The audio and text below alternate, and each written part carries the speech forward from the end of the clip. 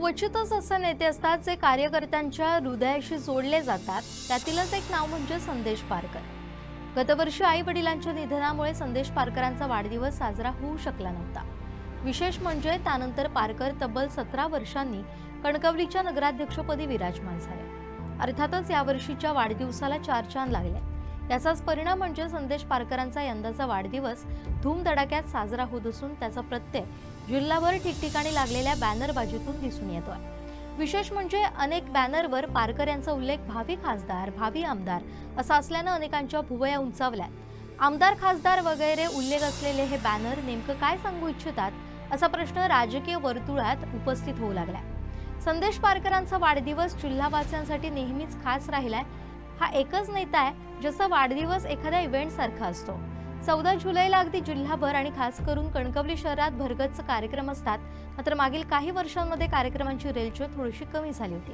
याला कारण होतं संदेश पारकरांचा 2018च्या नगरपंचायत निवडणुकीत झालेला पराभव. दुर्दैव म्हणजे गतवर्षी संदेश पारकर यांना काही दिवसांच्या अंतरानं मातृशोक, पितृशोकाचा सामना करावा लागला. परिणामी अवघ्या काही दिवसांनीच असलेला हा वाढदिवस साजरा होऊ शकला नव्हता.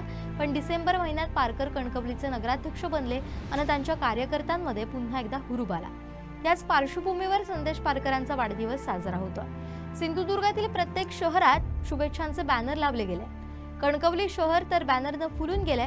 बॅनरवरील जनतेच्या विश्वासातून उभे राहिलेले नेतृत्व, संकटांना भेदून जनसेवेसाठी खंबीरपणे उभा राहणारा जनसेवक, कणकवली शहराचा खरा शिलेदार, संघर्षमय जीवनाचा, परिवर्तनवादी विचारांचा, विश्वासू लोकनेतृत्वाचा संदेश असा मजकूर आकर्षित करत आहे.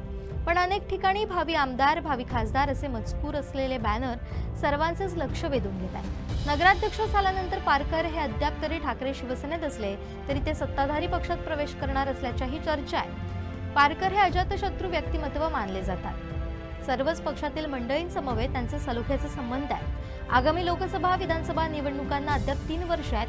अशावेळी पारकरांना एखाद्या तगड्या पक्षाने लोकसभा अथवा विधानसभेची ऑफर दिली असावी अशी ही चर्चा आता राजकीय वर्तुळात सुरू झाली आहे. आता यातील खरं काय ना खोटं काय हे येणारा काळच सांगेल. मात्र सध्या हे बॅनर जोरदार चर्चेत आहे.